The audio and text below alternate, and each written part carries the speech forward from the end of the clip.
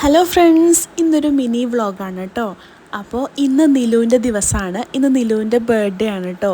എനിക്കും ലിജുവിനും അവളെ കിട്ടിയ ദിവസമാണ്.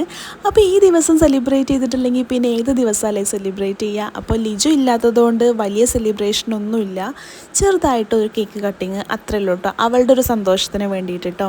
അപ്പോൾ അവളുടെ ഒന്നാമത്തെ പിറന്നാളും നമ്മൾ അത്ര വലിയ രീതിയിലൊന്നും ആഘോഷിച്ചിട്ടുണ്ടായിരുന്നില്ല. പക്ഷേ ഒന്നാമത്തെ പിറന്നാൾ മനസ്സിന് ഭയങ്കര സന്തോഷം തരുന്ന ഒന്നായിരുന്നു. അപ്പോൾ അത് ഞാനിവിടെ പറയുന്നില്ല കേട്ടോ. അപ്പോൾ അങ്ങനെ കേക്ക് കട്ട് ചെയ്തു. കേക്ക് സ്റ്റുഡിയോന്ന് ആയിരുന്നു കേട്ടോ കേക്ക് വാങ്ങിച്ചിട്ടുണ്ടായിരുന്നത്. മഞ്ചേരി കേക്ക് സ്റ്റുഡിയോന്നായിരുന്നു വാങ്ങിച്ചിട്ടുണ്ടായിരുന്നത്. നല്ല അടിപൊളി കേക്കായിരുന്നു കേട്ടോ. പ്രമോഷനോ കാര്യങ്ങളോ ഒന്നുമല്ല. അവിടുത്തെ കേക്ക് നിങ്ങൾ വാങ്ങി കഴിച്ചിട്ടില്ല എന്നുണ്ടെങ്കിൽ കഴിച്ചു നോക്കണം. അടിപൊളി കേക്കാണ്, നല്ല ടേസ്റ്റ് ഉണ്ടായിരുന്നു കേട്ടോ. അങ്ങനെ കേക്കൊക്കെ കഴിച്ചു. അവളും ഭയങ്കര ഹാപ്പി ആയിരുന്നു. അപ്പോൾ അങ്ങനെ അപ്പം ഇല്ലാത്തതിൻ്റെ ചെറിയൊരു വിഷമം ഉണ്ടായിരുന്നു കേട്ടോ, ഇങ്ങനെ ബർത്ത്ഡേ ഒക്കെ സെലിബ്രേറ്റ് ചെയ്യുമ്പോൾ. അപ്പോൾ നമ്മൾ ഫുഡ് കഴിക്കാൻ വേണ്ടിയിട്ട് റെഡിയായി. ഫുഡിന് നെയ്ച്ചോറും മലായി ചിക്കനും ചിക്കൻ കൊണ്ടാട്ടമായിട്ടാണ് ഉണ്ടായിരുന്നത്.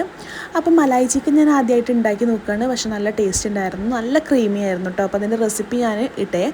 അപ്പം വിനോദേട്ടനും രവീഷേട്ടനും വന്നപ്പോൾ അവരെ വാങ്ങിക്കാൻ വേണ്ടിയിട്ടൊരു സാധനം ഏൽപ്പിച്ചിട്ടുണ്ടായിരുന്നു. അപ്പോൾ അതും കൊണ്ടാണ് കേട്ടോ അവർ വന്നത്. അപ്പോൾ അവരത് അസംബിൾ ചെയ്യാണ്.